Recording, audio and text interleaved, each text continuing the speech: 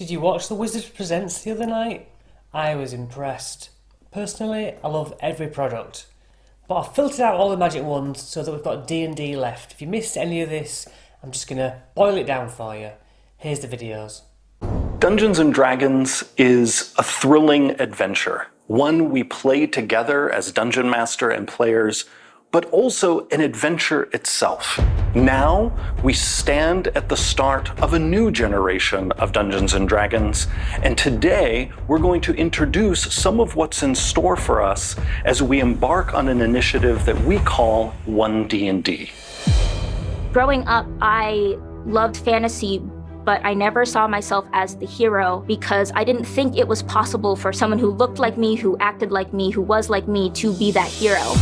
We want to continue to reach out to folks who are interested in fantasy, who love storytelling, who enjoy spending time with their friends and creating these collective stories that they can remember for years to come. D&D's been around for 50 years, and there's very little that persists that long that becomes generational, that people can really just not only share, but literally hand down to their kids. What we want to do is just add to that legacy. We did a smart thing with 5th edition by listening to the fans. And what came out of that process was a system that is stable, that is well-loved, that incorporates the best elements of earlier editions. Now that we have that, we are no longer in the position where we think of D&D as an addition. It's just D&D. 5th edition is a rule set that has worked for so many people and has brought so many new and exciting folks into the game. It's more important for us to continue to cultivate and respect and love what it is, that the world has told us is working for them.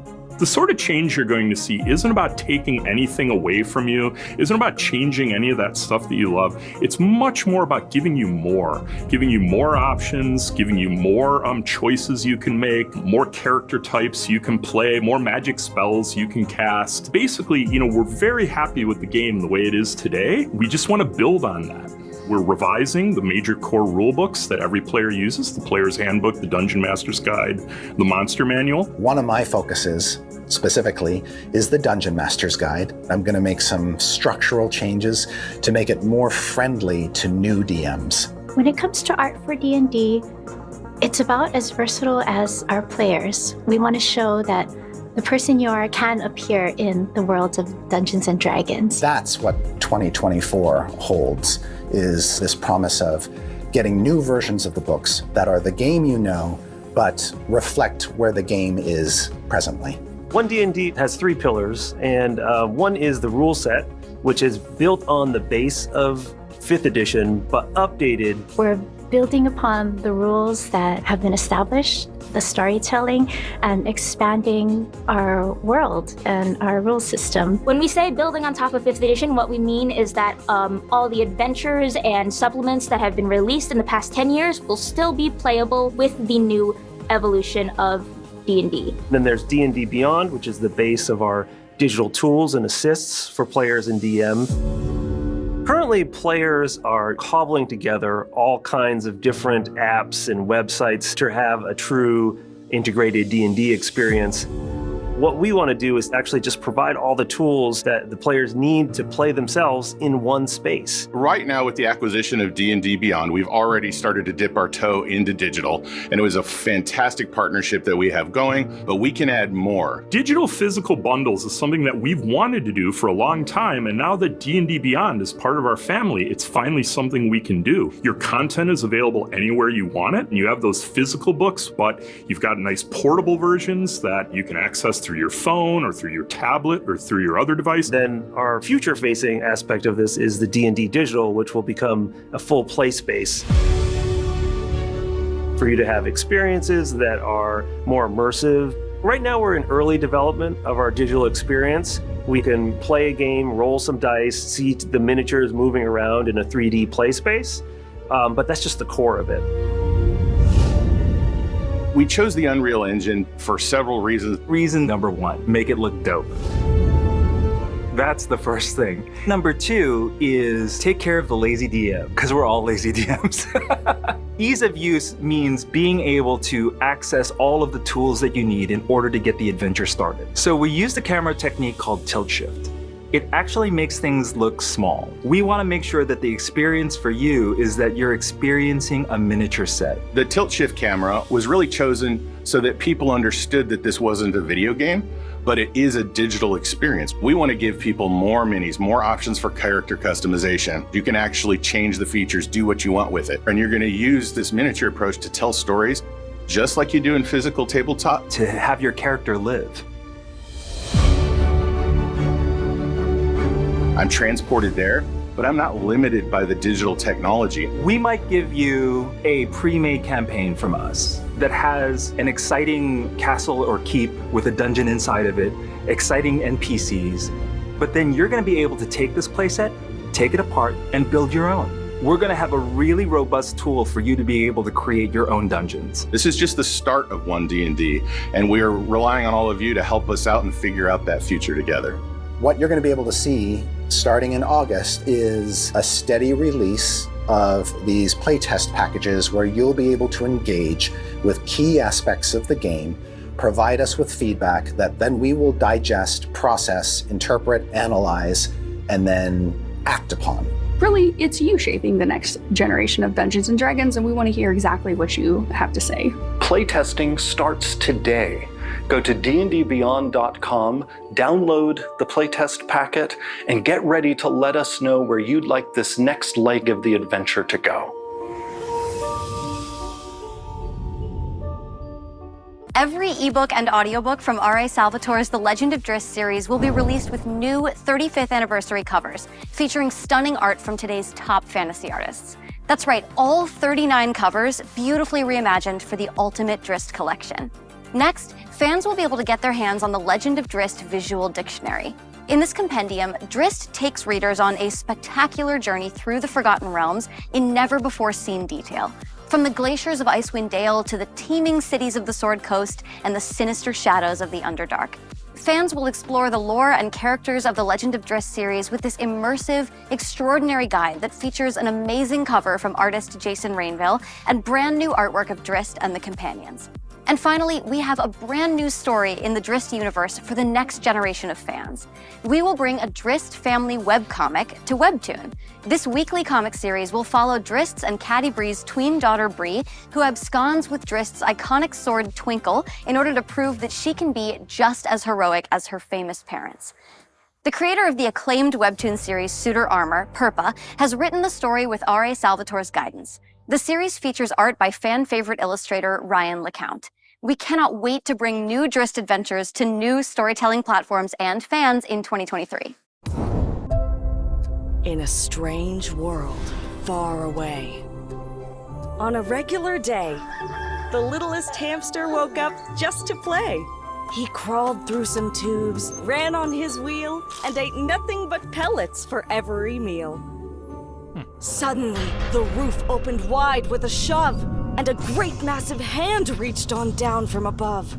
Then our hamster hero was lifted up high by a huge hairless ape standing tall as the sky, a monstrous Who-Man. He feared he would... But humans aren't real, right, Mama? That's right, dear. Who-Mans aren't real. They're much too strange to be real.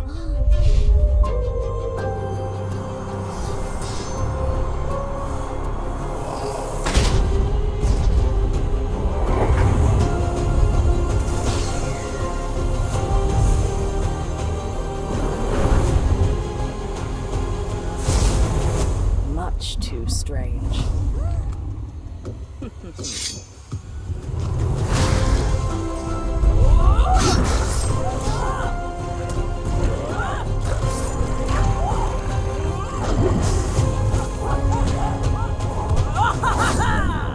Sky eyes darkened by dragon wings. This is D&D telling a war story.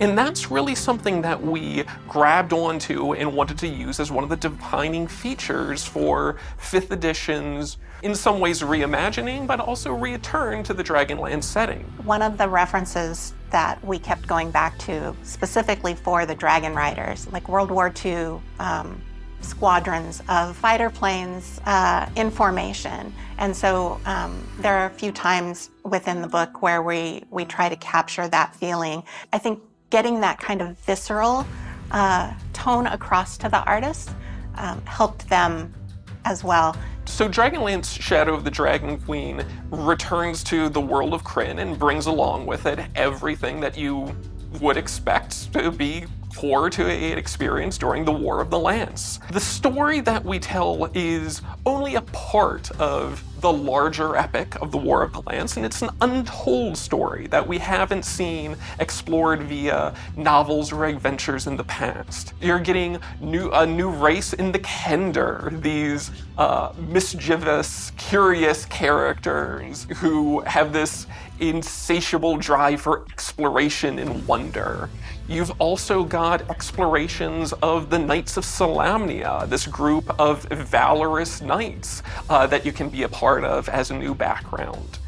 You can also join the Mages of High Sorcery, who are a group of mysterious magic users that have their own legendary methods of joining. I think anybody who, grew up with that incredible Keith Parkinson image of Lord Soth's charms is going to... Iconic. Exactly. It was on my desktop for the majority of the time that we were working on this. All I can say about the art is that it is badass. The standard cover came about really organically. It was, this is a movie poster and we're showing all of the villains. The alt cover, our germ of the idea was always there that it was going to be Soth, and his symbol of the black rose were going to be the focus of the alt cover. It was really formulated to work with the artist that we chose, Chase Stone. He does this beautiful metal work. That was kind of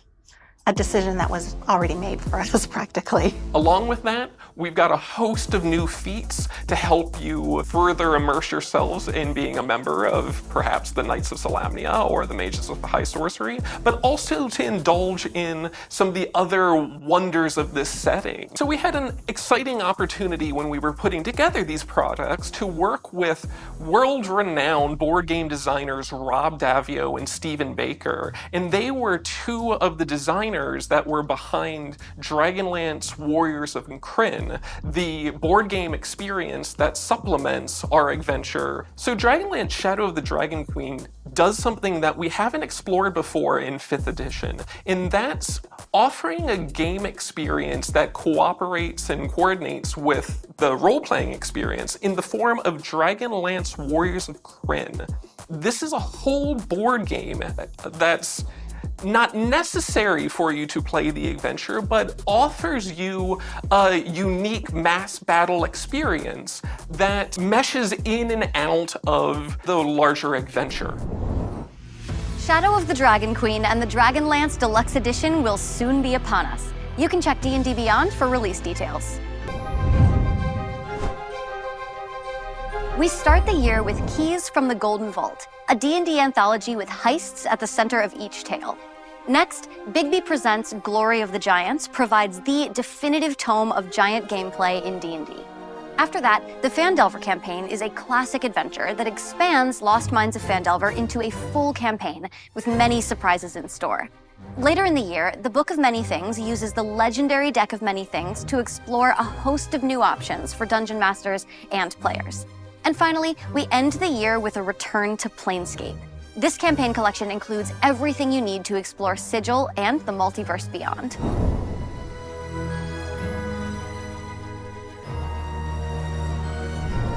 So 1D&D, no more editions, some new playtesting, new Salvatore books, Spelljammer, Dragonlance, loads of books coming out. It's just all things that I want. The only place I come unstuck is the new rules that they're playtesting, like the DMs don't crit. I mean, come on. Really? Inspiration for every 20 rolled, and then you can dish them out because you can only hold one at once. Feats have levels, and you get one at level 1. Yeah, like that.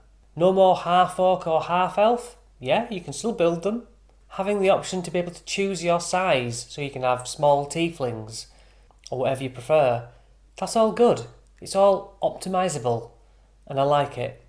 And I'm excited, and I hope you like some things too.